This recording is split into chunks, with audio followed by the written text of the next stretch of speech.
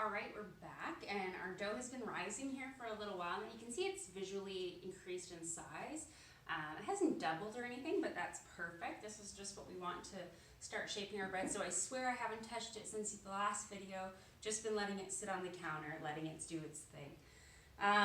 There's a couple things we need to do to prepare for the shaping stage. So what I've done here is I've melted just 2 tablespoons of butter. We're going to use this inside our dough. And then we need to prepare our cinnamon and sugar mixture. So this is what I call the filling on the recipe. And it's super simple. So we're going to use that butter, that melted butter there. And we're going to use 2 teaspoons of cinnamon. And we're going to mix that with 2 tablespoons of sugar.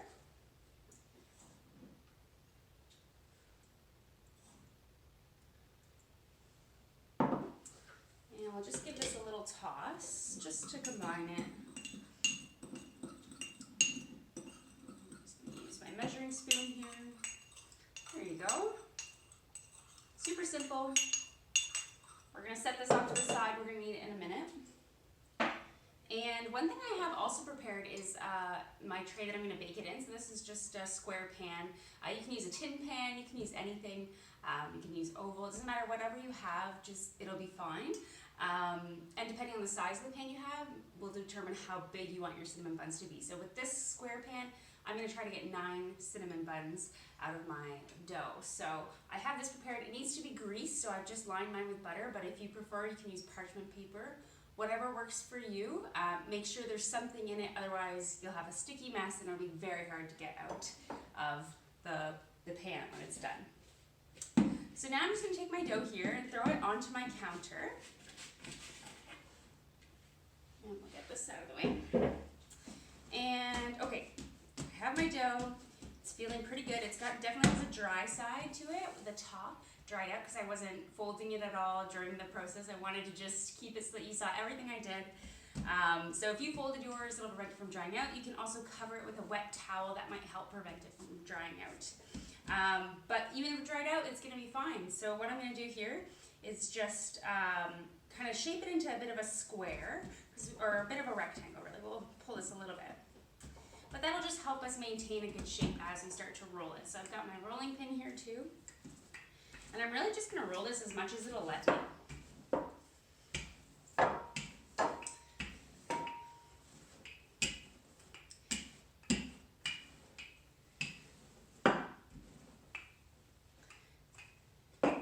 And I don't have any flour on my surface here, but it's not too sticky that it needs it. Might be a little stickier on different surfaces, but I'm okay here on this wood.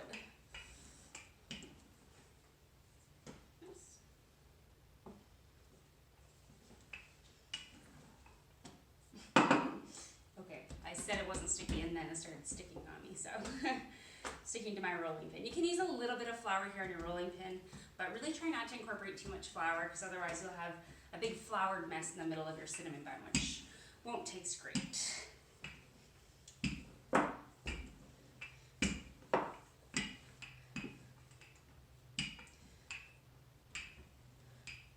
Alright, nice big rectangle here. Just going to even this side out. It's a little thick in some spots and thin in others. My sister used to make fun of me. She used to say that I was the worst person at rolling ever. She'd never let me do the rolling of the Christmas cookies. But it's okay if you don't have a perfect shape, because when we roll it up, it's not really going to matter. You're going to have kind of 2 funny end pieces, but that'll be fine. So I have my melted butter here. And what I'm going to do now that I have my big square is just pour this melted butter on.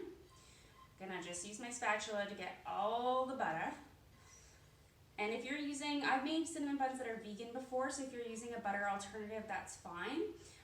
Just be a little bit more shy. I always do 2 heaping tablespoons of butter, but just be a little bit more shy with how much you use, because it tends to be a bit more oily, and so it runs a little bit more.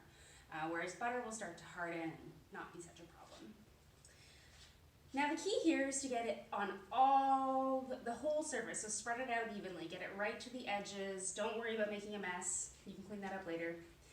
Don't worry, I won't leave the video on to show you my cleanup. We're just gonna spread this out all the way to the edges, like I said. All right. something under there. And then we have our cinnamon and sugar mixture here. So with this, we're just going to sprinkle it on nice and evenly. Again, and I just kind of like to do a light coat to start, and then come back and fill in the little gaps with whatever's left.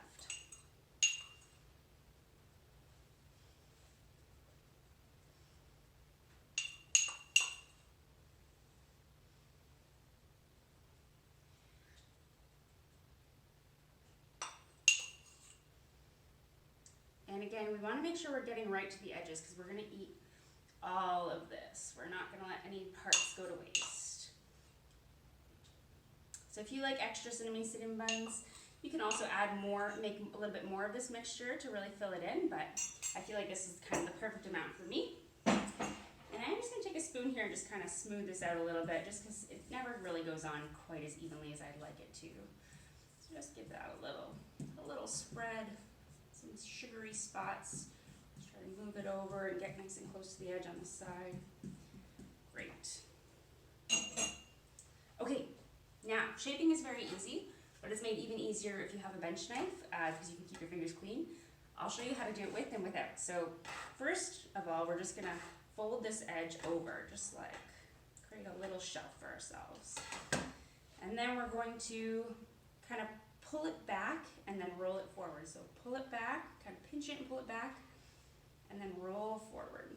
Because we want to get as many rolls as we can. But it's really important that we roll from the long side so that we have a nice long log at the end. So if we rolled from this side, we'd have really wide cinnamon buns, but not very many of them.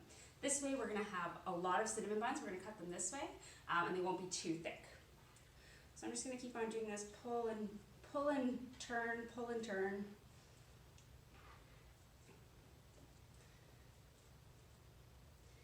And my fingers are going to get goopy already. Here we go.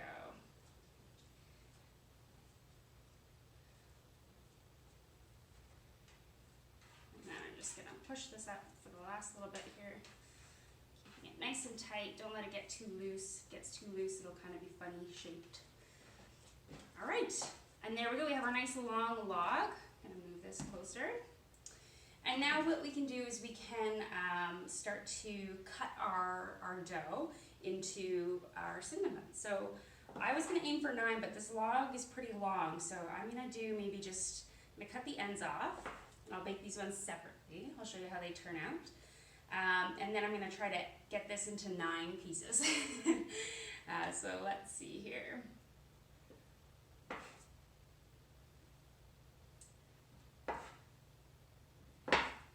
And you can use just a regular knife for this as well, I should mention.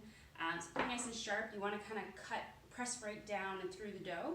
Don't want to like be sawing through it. It'll mess up your layers. And the key here is to try to get all your cinnamon buns about the same size so that they bake nice and evenly. So there we go. So we pull that apart and you see our nice little cinnamon buns. Look at all those cute little layers. These are going to be so delicious. Oh my god, it's so cute. I can eat it already. I'm going to pull this pan up here and start setting them in. So I kind of, after I push down on them, they're kind of a bit more of an oval shape. I just kind of squeeze them back into shape. And I might get a few more than I bargained for here, but that's great. We're going to set them in here, and they shouldn't be quite touching when they go in, but by the time they're done their first rise, they will be definitely touching, so that's really great. That's a sign that they're done, but I'll show you that before I bake mine. Oh my gosh, they're just so cute. Look at these little guys. All right, look at these guys. They look so great. So you can see they're quite far apart. So my phone just ran out of memory space, so I thought I'd show you close up here of their little cinnamon buns. They're just done. They're not touching yet.